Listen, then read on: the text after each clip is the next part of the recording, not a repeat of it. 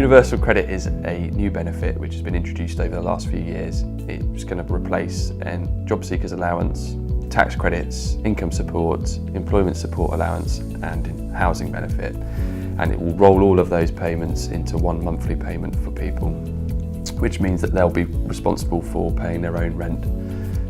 If you're currently on housing benefit, your housing benefit will be paid directly to Soha. The big change with Universal Credit is that now becomes your responsibility. You will be allocated a certain amount of that monthly budget, which you then have to pass on as payment of your rent.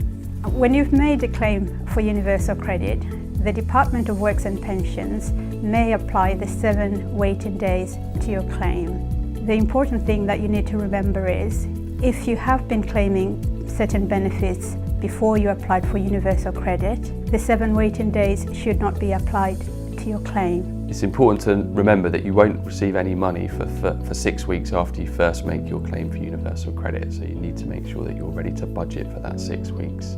After you've made your claim, as I say, the minimum period that you'll have to wait is 6 weeks. It could be up to 7 to 8, so it's important that you're ready for that. Also really important that if you can build a buffer beforehand, that you try and get some credit onto your rent account to take into account for that.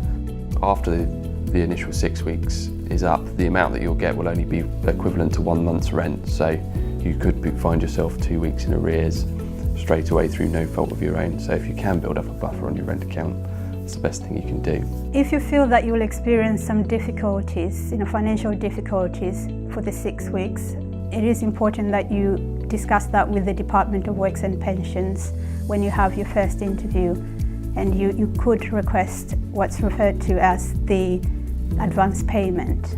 So if I could give 2 tips on how to make sure that you make a successful Universal Credit claim, the first would be to make sure you tick the box that says that you pay rent to your landlord, and the second would be to make sure that you make a separate application for council tax relief to your local authority, as that's not included in Universal Credit. If you have any problems at all with your Universal Credit claim, the best thing you can do is to contact us and we will guide you through.